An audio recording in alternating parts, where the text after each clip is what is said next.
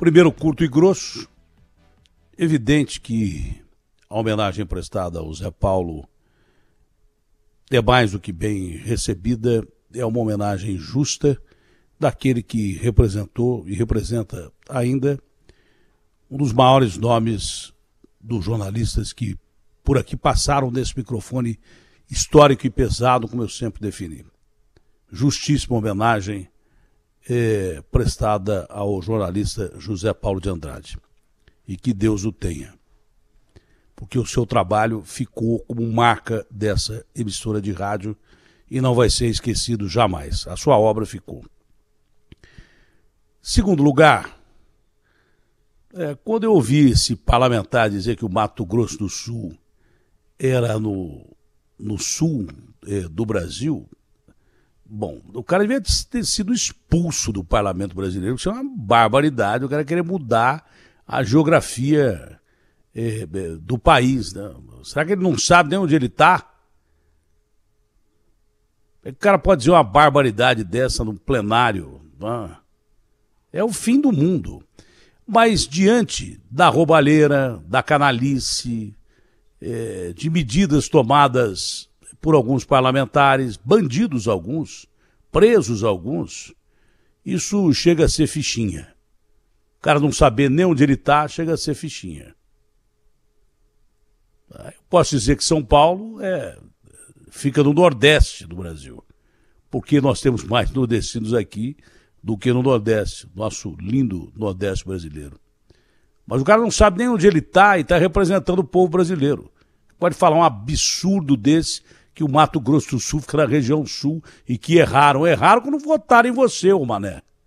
Mas isso é fichinha perto daquilo que eles fazem com o país. Sobre isso ainda, enquanto o povo está desesperado, atrás de comida no prato, combustível mais barato, emprego que o governo não proporciona, que os governos não proporcionam, comida no prato. Primeiro vem a medida do governo do governador aqui de São Paulo, João Dória, de que não pode mais distribuir marmitex, porque senão quebra o Estado, que é a segunda região que mais recebe orçamento, além do governo federal. Além do Brasil inteiro, quem mais recebe grana do próprio governo federal é o Estado de São Paulo. E aí não pode dar marmitex, porque o marmitex é que o povão leva para casa para distribuir para 4, 5 pessoas comerem da família, e quem levou geralmente não come, toma um sopão na rua. Aí vem a cozinha cidadã, que eu já digo há muito tempo que essa prefeitura não está ajudando ninguém, nem tem vontade, e estão dizendo que vão extinguir, claro que vão extinguir, já está definido, a cozinha cidadã. A Prefeitura de São Paulo não pode, de jeito nenhum, bancar a cozinha cidadã, mas bancou um chafariz de 100 milhões de reais. E aí quem quiser que coma no bom prato, que é um mau prato, que não dá nem marmitex e que o cara não pode levar para casa aquilo que as famílias iriam comer. 10 mil pessoas seriam beneficiadas com essa cozinha cidadã da Prefeitura de São Paulo. Eu não entendo como se faz tanta maldade assim. Se dá um subsídio de 1 bilhão para essas empresas de ônibus que são horríveis, e há 60 anos que famílias dessas empresas de ônibus mantêm essas empresas de ônibus ganhando licitações, não sei como, aqui em São Paulo, para ficar paradas durante a pandemia, o que era totalmente considerado errado dentro de qualquer gibi científico. Você tinha que ter mais ônibus rodando e não menos. Essas empresas ganharam 1 bilhão de subsídio para financiar que elas ficassem paradas. 1 bi ganharam de subsídio. E o cara agora acaba com a cozinha cidadã. Deixando claro aquilo que eu sempre falei. Olha, no centro de São Paulo, toda vez que eu vejo gente distribuindo comida, eu não vejo gente da prefeitura. Vejo ONGs, vejo pessoas bem intencionadas, aquela história que nós criamos no Brasil Urgente, que a Débora adotou lá, que o brasileiro ajuda brasileiro. Só o brasileiro que ajuda o brasileiro mesmo, porque instituições governamentais dificilmente você vê ajudando o brasileiro.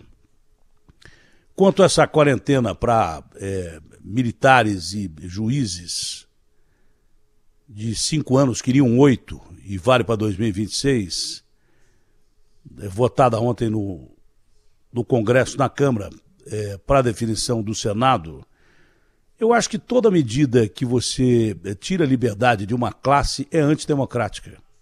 Ah, mas o cara que anda armado não pode, porque tem que ter 5 anos, ele tem que parar já com a profissão dele. Ah, o juiz pode tomar decisões aí viciadas, porque ele pode pensar em ser candidato. Ora bolas, todos nós estamos sujeitos a ter alguma ação se você pensa em ser político. Agora, os honestos não fazem isso. Então, se vai cercear a classe de juízes e deputados, tem que todo mundo ter essa quarentena de 5 anos. Todo mundo. Quer dizer que pode um bilionário que participa do sistema financeiro, que sempre foi presente em lobbies ou coisa parecida, que nem o governador de São Paulo, se candidatar não tem quarentena. Um cara que é de um banco não tem quarentena. Pô, nem cara que é do PCC tem quarentena, porque eles não falaram que cara do crime organizado também não pode participar de eleição? Porque tem cara eleito com apoio do crime organizado aqui no Rio de Janeiro, milicianos, em todo lugar. Todo mundo sabe disso e todo mundo sabe os nomes. Eu não sei por que a justiça não vai atrás desses caras que são eleitos pelo crime organizado. Agora, não, polícia não pode, militar não pode, juízes não podem. Isso é falta de democracia. A pesquisa não pode ser publicada tantos dias antes. Isso é censura. Todas as medidas tomadas ultimamente por esse Congresso Nacional, a maioria delas, tem um cunho totalmente antidemocrático. Isso não é democracia. Então o jornalista não podia ser candidato a nada. Nós falamos aqui todo dia. O cara pode entender que nós estamos manipulando a população e fazendo o jogo para votar na gente. Não concordo com isso. Acho que essas medidas que atingem as classes dos militares e juízes, ela é indevida e que se vai fazer quarentena para um, que se faça para todo mundo, que a lei seja para todo mundo. Que a lei seja para todos e não para alguns. Aí é democracia. Quando você determina algumas classes, você está sendo antidemocrático já. Quando você censura pesquisa, você favorece os maus. Porque aí vão divulgar pesquisas fakes e as pesquisas honestas vão ser relegadas a um segundo plano. Isso é censura de pesquisa, não tem jeito. O Rodrigo Pacheco já tentou acabar definitivamente com essa MP das fake news e, de repente, a Câmara insiste que o governo vai mandar de novo à Câmara para que seja apreciada uma nova MP sobre fake news. Fake news é notícia mentirosa. Então, quando você tira do ar quem está divulgando notícia mentirosa e com objetivo claro para favorecer A ou B, você está tirando do ar gente criminosa que está ameaçando através de notícias, divulgando notícias mentirosas sobre alguém. Isso não é censura. Isso é você combater criminosos. E o governo insiste com isso. Quer dizer que quando o Congresso faz uma coisa boa, o governo insiste e olhe lá. Acho que não, porque isso é um marco importante que deve ser respeitado para controlar essa gente canalha que ameaça as pessoas, que desonra as pessoas nas redes sociais. Tomara que sejam mantidos os propósitos de acabar com fake news e quem as divulga que vá para a cadeia e pronto, acabou. Não é? Quem espalha ódio, terror, quem acaba com a vida de pessoas, quem ameaça pessoas pelas redes sociais ou qualquer lugar, em qualquer meio de comunicação, tem que ser colocado na cadeia. É simples assim. Agora, todo dia, a gente vê gente sendo morta, sendo torturada, sendo mantida em cativeiro por causa de um mecanismo que criaram o chamado Pix. Esse mecanismo está levando pessoas à morte, pessoas à tortura, pessoas sequestradas vivendo momentos de terror. Não preciso nem dizer que o caso de ontem do neto do Luciano do Vale foi de quadrilha Pix. Ontem mesmo à tarde o Garradop, chefiado pelo Nico, com uma ação do Dr. Brotero e Companhia Limitada, o Garradop conseguiu livrar de um cativeiro nas mãos de 4 bandidos, um coitado de um motorista que estava ali sendo mantido refém, que iria ser praticamente assassinado. Foi salvo pelo Garradop. Pix. Caso do filho do neto, do filho da Alessandra e do neto do Luciano do Vale, Pix. Logo depois que o cara roubou o carro dele, deu um tiro na cabeça do menino que está entre a vida e a morte, o que aconteceu? Ele pegou o celular e mandou uma mensagem para a família para pedir a senha do desbloqueio do Pix. Olha que barbaridade. Caso daquela senhora que, ali no Panambi, sequestrada, chorava desesperadamente para os contatos da família que mandassem dinheiro para a conta dela, senão os bandidos que precediam a gravação dela diziam o seguinte: se não mandar o dinheiro, nós vamos matar. Aí ela pedia a pessoas que depositassem dinheiro na conta dela, que eles já tinham zerado e que queriam mais dinheiro para usar o Pix. O Capês conversou com o Banco Central, disse que foi uma reunião de alto nível e que o Banco Central vai analisar. Enquanto o Banco Central analisa, morre gente. Esse Pix tinha que ser suspenso imediatamente, sob pena de que mais gente morra, seja sequestrada, torturada e daí por diante. Ontem quase que uma pessoa morreu porque não lembrava a senha. Quem é que vai lembrar a senha com um revólver na cabeça? Quem é que pode lembrar da senha com um revólver na cabeça? Ninguém vai lembrar da senha com um revólver apontado para a cabeça. Então o Pix está propiciando verdadeiros momentos de horror para as pessoas e cada vez eles vão evoluindo mais, enquanto o Banco Central fica resistindo à ideia de que o Pix tem que ser mudado brutalmente ou então tem que ser suspenso, porque não funciona no Brasil. Na Inglaterra pode funcionar, que o sistema de leis dele lá, deles é super evoluído, que se o cara cometer um crime ele está ferrado para o resto da vida. Lá eles não soltam o chefão do PCC porque fez curso dentro da prisão de segurança máxima e cometeu 20 infrações graves. A Suzane Richthofen dificilmente veria a luz do dia de novo, pegaria uma prisão perpétua depois de ter mandado matar o pai e a mãe, que é um crime hediondo, enquanto a maioria dos brasileiros não tem condição e nem acesso a estudo, coisa nenhuma, beneficiam gente da pior qualidade, beneficiam gente que cometeu crime terrível contra a sociedade e que não vai mudar, dificilmente vai mudar, dificilmente vai mudar.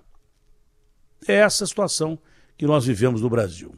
Com todo respeito à Defensoria Pública, e eu tenho mesmo, por que é que a Defensoria Pública anulou um pedido de compra de fuzis por parte da Guarda Civil Metropolitana por um dos poucos caras que trabalham com honestidade e honradez? Tem bastante, mas tem gente que não. Na Câmara de São Paulo, que é o delegado Palumbo, que entende, e nós entendemos também, e todos os policiais entendem também, que a Guarda Civil Metropolitana, aqui em São Paulo, hoje bem preparada, é uma força importante na medida que cresce a falta de segurança pública, é um apoio importante às forças regulares de polícia.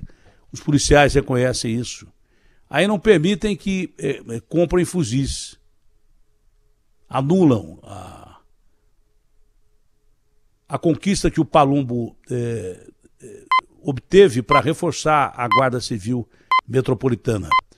Mas se permite que bandidos do crime organizado tenham fuzis mais do que criança tem pirulito. Perguntem aos mortos de Araçatuba.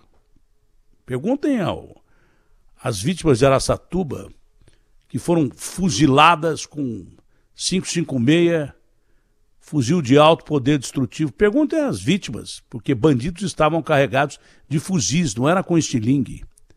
Então por que não a Guarda Civil Metropolitana, que serve de apoio, são 6 mil homens e serve de apoio às polícias regulares, não podem os guardas civis metropolitanos defenderem a sociedade também com fuzis, contra bandidos armados em todo momento, porque não é a todo momento, é uma cidade muito grande, é uma cidade-estado. Aqui dentro de São Paulo cabem países. O tempo-resposta da polícia é bom, mas até chegar um policial militar, um policial civil, tem lá o guarda metropolitano. Aqui, em qualquer cidade do estado, tem lá o guarda metropolitano. Às vezes funcionando tão bem quanto as polícias regulares, a guarda metropolitana, aqui na região, Osasco, Barueri, Carapicuíba, Taboão da Serra, funcionando perfeitamente bem a Guarda Civil Metropolitana. Então, por que você permite que, numa guerra entre polícia e bandidos, ou entre bandidos lá no Rio de Janeiro, se recupera mais fuzis do que em zonas de conflito como Israel e a Palestina e daí por diante? Tem mais fuzil lá numa guerra de bandido ou numa batida de uma polícia contra essas facções das comunidades do Rio. Se aprende mais fuzil do que em zona de guerra. Tem o que tem de fuzil. O que você vê de bandido assaltando com fuzil na rua, lá no Rio de Janeiro, e começa a acontecer aqui em São Paulo também. Quer dizer, você toma uma decisão, mais uma decisão contra a segurança pública. E deixa que bandidos saiam atirando e matando as pessoas pelas ruas todos os dias, armados com A ou B, mas também com fuzis. Isso é um absurdo, isso é inaceitável. São só leis que favorecem a criminosos, a corruptos, a bandidos da pior qualidade. Quando você pensa numa lei que é favorável à defesa da sociedade, não pode, porque não é essa a atribuição da Guarda Civil Metropolitana. O que é? É ficar cuidando de monumento, de prédio? Isso aí não interessa, interessa a vida. A vida tem que ser resguardada. E a Guarda Civil Metropolitana é hoje sim, talvez não fosse no passado, mas é hoje sim, força regular de polícia importante aqui, em todas as cidades do Brasil. E deveria ser reforçada, mesmo porque muita gente está deixando de ser policial porque o salário não é compatível com o risco que você corre. A Polícia de São Paulo é a mais mal paga do Brasil. Muita gente está deixando de ser policial militar, policial civil, porque não quer mais ser polícia. Eu não quero porque não está valendo a pena. Então, ainda mais cresce a importância dos policiais municipais, aquele da sua cidade. Ao invés de você reforçar, não só com armas, mas com treinamento, as guardas civis metropolitanas, né, que é o policial da cidade, faria o papel do policial do bairro, aquele policial mais próximo de você. Ao invés de você reforçar com treinamento e armas, você vai contra decisões que armam o cidadão de bem para defender o cidadão de bem e deixam o mal se espalhar cada vez mais, com criminosos cada vez mais armados e mais malvados perante essa lei frouxa do nosso Código Penal, que até o juiz Moro tentou reforçar com o seu pacote, mas foi completamente descaracterizado pelo nosso Congresso Nacional, quando desidrataram o pacote do juiz Moro, principalmente contra crimes de sangue, homicídio, latrocínio, e de repente a sociedade vai assim sendo fuzilada todo dia por bandidos, seja com arma leve ou arma pesada. Eu, sinceramente, não entendo essas medidas tomadas pelo Congresso Nacional. Estou cada vez mais distante de entender os senhores parlamentares, que cada vez mais parecem estar numa cúpula de marfim, distantes da realidade de um povo faminto, de um povo que nem dinheiro para combustível tem, nem dinheiro para arroz e feijão tem, de um povo que não tem acesso aos estudos, enquanto bandidos o fazem e são beneficiados por isso, um povo que não tem rumo. RB fechada com você.